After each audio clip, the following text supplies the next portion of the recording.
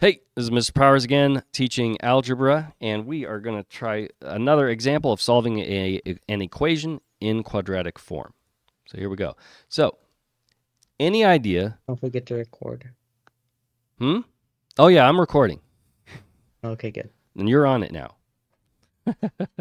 Okay, so thank you for the reminder. So we're looking at this again. We want it to look like u squared minus 7u minus 18 equals 0 because that's something we're more familiar with and we know how to solve. Okay, so how do we get it to do that? Can we? Because it looks similar. It looks like something that is a quadratic, but not really. Can we make it look like that? And the way we usually do it is see, well, what if this was u? So we try it. We'll say let u equal x to the negative 2. And so we'll double check now. What if I square it? Do I get this one? X to the negative 4? And sure enough, I do. Great. So if u is x negative 2, then u squared is x to negative 4, which means now I can go ahead and rewrite this. Make my little arrow here. I can rewrite that as x to the, or not x to the, u. Oops, what? Oh, of course. We can write this as u squared minus 7u minus 18 equals 0. So now I can do that. Now we can try solving this. And of course, our favorite method of solving these is factoring if we can factor. Now, is there anything else we might have wanted to mention on this? I think that's about it, right? We're trying to do this. So again, we're doing this u substitution to make our lives easier. Some of us may be able to see how we could factor it on our own without doing the substitution, but substitution is just a really easy extra step that can make it a little easier for us to see. And it's a good trick to use in the future as well. So let me see here. 2 times 9 is 18. And 2 and a 9 I can use to get 7. So I think that's going to be our trick. But I need one's positive. So let's make this u plus 2 times u minus 9. That'll give me 2u, and negative 9u. That would be negative 7u. We're good. That's how we factor. So again, the hard part is just finding the substitution. Okay, so now it's easy. U equals negative 2, and u equals 9. Are we done?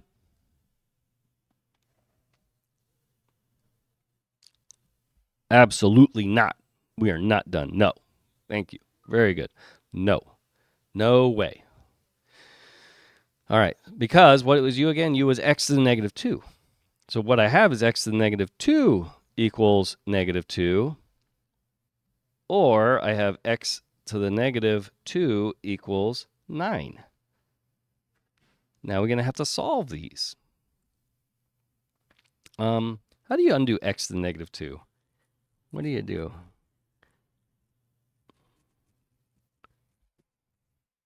X to the negative 1/2? You raise it to the negative 1/2? I think that's what you do, right? Pretty sure that will give me x. Remember, we want to get x. So let's raise both sides to the negative 1/2. Because remember, a power raised by a power, you multiply, right? So raise this to negative 1/2. What is that really? That's a square root. So maybe we got to be careful too. So maybe I don't want to do it like that. Maybe I'm going to rewrite this first, just so I'm really safe here. Let's say 1 over x squared, because that's what this really is. It's negative 2. And I got 1 over x squared equals 9. That's what we got. So as we're solving these, let's see. I'm going to focus on the left one right now. So I could rewrite this, multiply both sides by x squared, and multiply both sides by negative 1/2. What we really get is negative 1/2 equals x squared, as long as x doesn't equal 0. And then I can square root both sides, square root. and I get plus or minus, let me see here, square root of -1 over square root of 2 equals x. And then, of course, the square root of -1 is I. So I'm actually getting plus or minus I over root 2. So I got two solutions there because, of course, I've taken a square root. We got to be careful with those square roots. And that's what I was saying up here, right? We're taking the square root, then kind of the negative, we're raising it to the -1/2. So yes, that's there's a lot of stuff going on there. This is maybe a little bit easier to understand. So there's one answer. There's one answer. Now let's get the other side. We're going to do the same thing.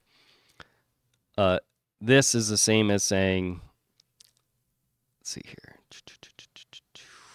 Okay, this is the same thing as saying x squared is 1 over 9. Just going to do those steps in my head real quick.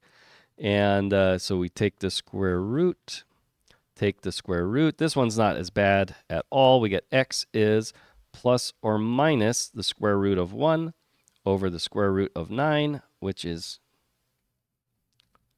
plus or minus 1 over 3. So we get 4 solutions on that guy. 4 of them. So no problem there.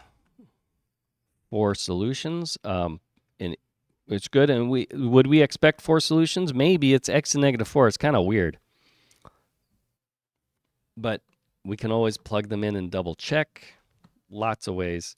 And we could even plug this into a graphing calculator and take a look at what that looks like. But I'll let you try that out on your own. This would be our solutions.